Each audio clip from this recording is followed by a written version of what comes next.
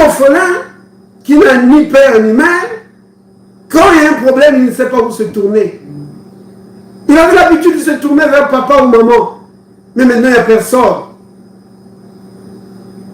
Vous voyez? Et Jésus dit, vous n'allez pas être dans cette situation-là. Vous n'allez pas être seul. Vous n'allez pas manquer d'aide. Oui. Oh là là, il dit, vous n'allez pas être orphelin. Non. Pourquoi? Je viendrai à vous. Vous entendez? Donc, le Saint-Esprit, c'est lui-même. Il dit, je viendrai moi-même vers vous. Bienvenue à la table du Seigneur. Yeah!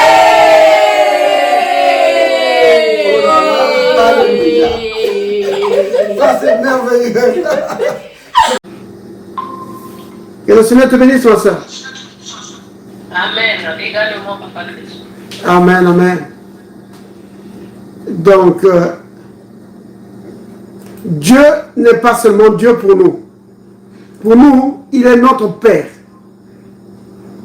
Et notre Père veut que nous puissions réussir dans tout ce que nous faisons. Vous comprenez? Alors, c'est pourquoi il nous a donné son esprit afin que nous puissions être conduits. Donc, le Saint-Esprit nous a été donné pour nous conduire dans toute la vérité. Vous voyez? Donc, quand tu... Comment je peux dire ça? Pour la requête que la sœur a donnée, qu'on doit demander à Dieu de nous conduire dans tout ce que nous faisons, en fait, il faut reformuler cette requête-là. La requête doit plutôt être que nous soyons attentifs à la conduite du Saint-Esprit. Qui comprend la différence? La différence, c'est qu'il y a peut-être une voix qui nous parle et qui nous guide, par exemple. Oui, en fait, la différence, c'est que le Saint-Esprit, tu n'as pas besoin de demander à Dieu de te conduire. Parce que le Saint-Esprit est déjà là pour ça. Vous comprenez? Mais c'est nous qui ne suivons pas la conduite de Dieu. Vous voyez? Vous comprenez la différence? Souvent, nous mettons les choses du côté de Dieu. C'est comme pour la guérison, en fait. Hein? Souvent, dans la guérison, on dit « Oh Seigneur, guéris-moi! Oh Seigneur, guéris-moi !» Non, je ne dis pas que Dieu ne répond pas à ce genre de prières. Mais je dis que ce n'est pas les prières qui sont conformes à la parole. C'est-à-dire qu'une fois que tu grandis, tu comprends, tu dis « Ah non, je ne priais pas bien. » Vous comprenez? Parce que tu comprends que en ce qui concerne la guérison, en ce qui concerne le salut, Dieu a déjà fait tout ce qu'il faut. Par conséquent, la balle se trouve de notre côté. Vous comprenez? C'est quelque chose de très important à comprendre. Un instant, je vais prendre une écriture, hein, juste pour appuyer ça. Vous allez voir dans les livres de Jean, parce que le Seigneur Jésus, il parle donc de cela abondamment dans Jean chapitre 14, dans Jean chapitre 15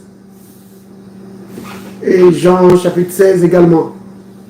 Prenons d'abord Jean chapitre 14.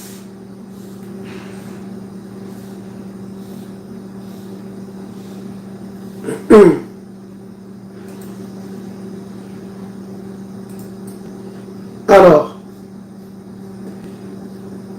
Jean 14, je vais prendre à partir du verset, regardez, Jean chapitre 14, je vais prendre verset 16. Le Seigneur Jésus dit ceci. Et moi, je prierai le Père et il vous donnera un autre consolateur afin qu'il demeure éternellement avec vous. Remarquez ici, il dit qu'il demeure avec nous jusqu'à quand? Éternellement. Bien, mais vous suivez, hein? Le Seigneur dit qu'il va prier le Père pour qu'il nous donne un autre consolateur.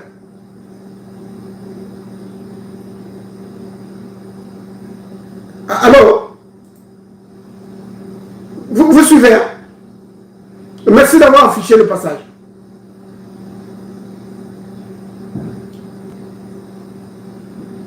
Vous voyez?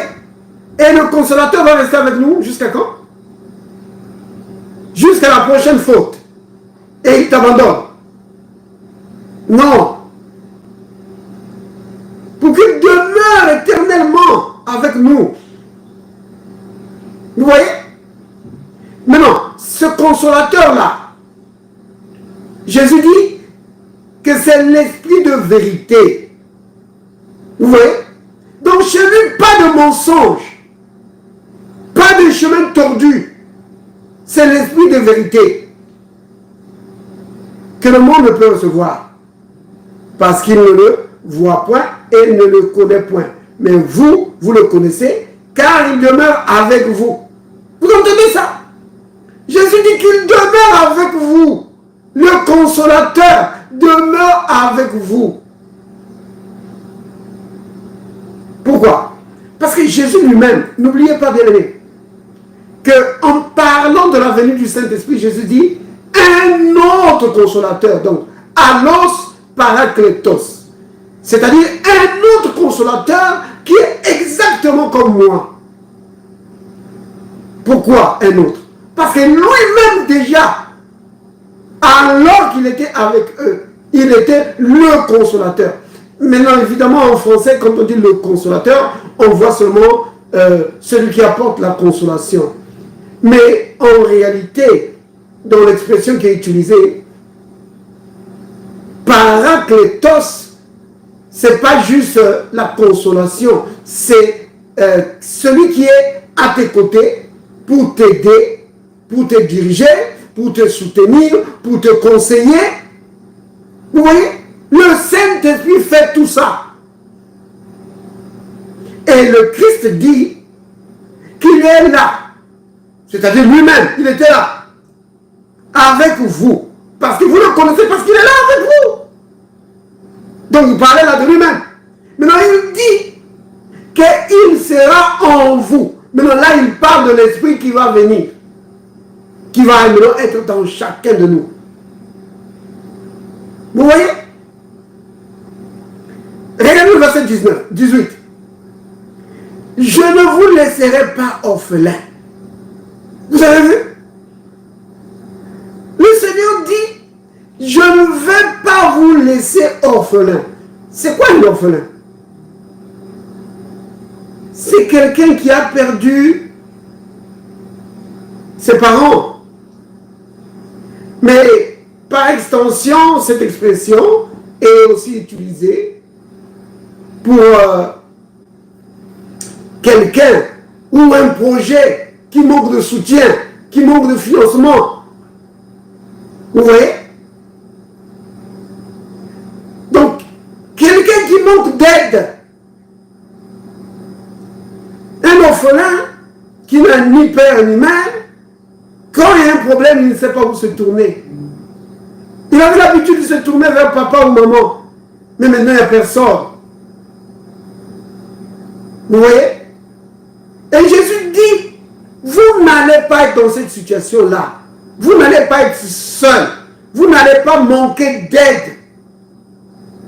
Oui. Oh là là, il dit, vous n'allez pas être orphelin. Non. Pourquoi? Je viendrai à vous. Vous entendez? Donc, le Saint-Esprit, c'est lui-même. Il dit, je viendrai moi-même vers vous. Vous voyez? Oh là là. Je pourrais continuer comme ça cette lecture ici et prendre encore dans le chapitre 15 et le chapitre 16. Donc, le consolateur, le paraclet, le Saint-Esprit, l'aide, le soutien, le conseiller, l'avocat, celui qui est juste à tes côtés, qui est prêt à aider, c'est le Saint-Esprit. Il a été envoyé par le Seigneur pour nous aider, pour nous conduire dans toute notre vie, dans toute la vérité. Parce que le Christ dit qu'il vous conduira dans toute la vérité. Donc, il va nous conduire et il dit qu'il va nous enseigner. Il vous enseignera toutes choses. Oui! Il le dit. Bien aimé, c'est vraiment important de comprendre ça. Donc, pour revenir à la requête de la sœur Evelyne, donc quand nous prions, quand tu pries pour être conduit, ne dis pas Seigneur, conduis-moi. Non, dis Seigneur, aide-moi à suivre la conduite, à être attentif à la conduite de ton esprit. Vous comprenez? Parce que la balle est de notre côté. Oh frère, c'est vrai ça? Mais oui! Regardez, prenez Romains chapitre 8. Prenez Romains chapitre 8.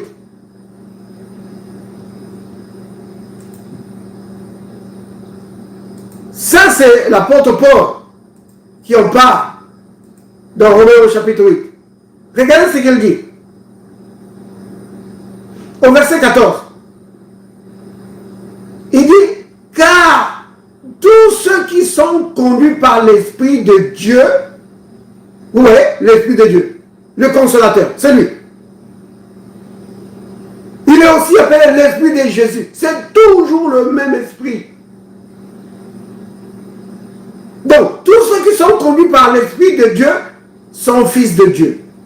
Autrement dit, les fils de Dieu, les enfants de Dieu, sont conduits par l'Esprit de Dieu. Vous voyez? Les enfants de Dieu sont censés être conduits par le Saint-Esprit. C'est juste normal. Pourquoi? Parce qu'il est là, il habite en nous. Il habite dans chacun de nous, bien-aimés. Ah oui. Ah mes frères, moi on m'a dit que je n'ai pas le Saint-Esprit. Ah oui, on t'a dit ça. Et tu as cru ça. Un jour, j'ai eu du mal. Mais j'ai eu du mal, mais un mal incroyable, à convaincre un frère qu'il avait l'Esprit de Dieu en lui. Il a essayé de trouver tous les passages pour démontrer qu'il n'en avait pas, qu'il n'avait pas le Saint-Esprit. Parce que c'est comme ça qu'on l'avait enseigné. Que si tu fais encore telle chose, tu n'as pas le Saint-Esprit. Si tu fais encore ceci, tu n'as pas le Saint-Esprit. Mes frères, est-ce que tu crois que tu es chrétien? Oh oui, je suis chrétien, je crois ça. Tu crois que tu es sauvé? Oh oui, je crois que je suis sauvé. Donc, tu as assez de foi pour croire que tu es chrétien, mais tu n'en as pas assez pour croire que tu as l'Esprit de Dieu. Mais qu'est-ce qui fait de toi un chrétien? Vous comprenez? Parce que beaucoup de gens pensent qu'être chrétien, c'est aller à l'église et puis c'est tout. D'autres pensent que tu as accepté Jésus, alors tu es devenu chrétien. Et puis après, tu vas attendre qu'un jour, quand Jésus sera content de toi, il va te donner son esprit. Non, bien-aimé. Non. Un chrétien, ça dérive de Christ, n'est-ce pas? Être chrétien, c'est avoir en soi l'esprit et la vie de Dieu. Sinon, tu n'es pas chrétien. Vous comprenez? Être sauvé, c'est ça aussi. Ce qui fait que tu sois sauvé, c'est parce que tu as reçu la vie de Dieu en toi. Donc, comme on est dans Romains 8, regardez au verset 9. Qu'est-ce qui est dit au verset 9? Il est dit, pour vous, vous ne vivez pas selon la chair, mais selon l'esprit, si du moins l'esprit de Dieu habite en vous. Regardez ça. Vous avez remarqué ici, on parle de l'esprit de Dieu. Vous avez remarqué? Maintenant, regardez la suite du verset. On dit, si quelqu'un n'a pas l'esprit de Dieu. Non, on ne dit pas, si quelqu'un n'a pas l'esprit de Dieu. Non, on ne dit pas ça. On dit, si quelqu'un n'a pas l'esprit de Christ. Je vous ai dit tout à l'heure que le Saint-Esprit est appelé l'esprit de Dieu. Il est aussi appelé l'esprit de Christ. Vous comprenez? C'est le même esprit. C'est lui qui rend Jésus réel. C'est lui qui rend la présence de Dieu réelle. Sans le Saint-Esprit, le christianisme, c'est juste de la religion et des paroles en l'air. Vous comprenez? Mais lui rend le christianisme réel. C'est le Saint-Esprit qui rend le christianisme réel. C'est lui qui rend la parole de Dieu réelle. Sinon, c'est juste des discours philosophiques. Vous voyez? Alors il dit, si quelqu'un n'a pas l'esprit de Christ, il ne lui appartient pas. Vous entendez ça? Vous comprenez ce que ça veut dire? Ça veut dire que peu importe le groupe auquel tu appartiens, même si c'est un groupe vraiment merveilleux, les serviteurs de Dieu sont des gens merveilleux, puissants.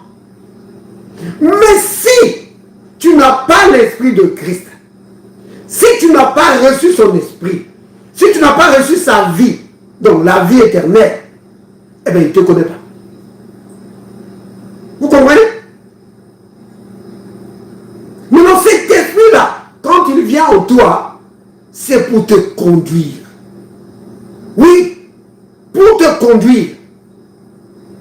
Maintenant, la raison pour laquelle les enfants de Dieu sont souvent dans l'échec, la défaite, dans l'erreur, dans le tâtonnement, c'est pas parce que le Saint-Esprit ne nous conduit pas, mais c'est parce que le peuple de Dieu ne connaît pas les voies de Dieu. Le peuple de Dieu ne connaît pas la voie de Dieu. Vous entendez, hein? J'ai dit deux choses là. Les voies de Dieu et la voie de Dieu. Vous comprenez? Donc les voies, sa façon de faire, la façon de faire de Dieu, le peuple de Dieu ne connaît pas. Et le peuple de Dieu ne connaît pas la voix de Dieu. C'est-à-dire quand Dieu parle, l'enfant de Dieu ne sait pas que c'est Dieu qui est en train de lui parler.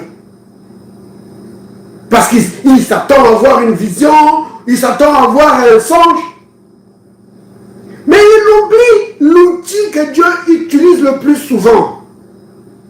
Le moyen que Dieu utilise le plus souvent pour parler. Ce n'est pas une voix audible. Hein? Regardez. On est dans Romains 8, n'est-ce pas? Regardez. Verset 16. Qu'est-ce qui est dit? Je vais commencer d'abord au verset 15. Hein? Et vous n'avez point reçu un esprit de servitude pour être encore dans la crainte.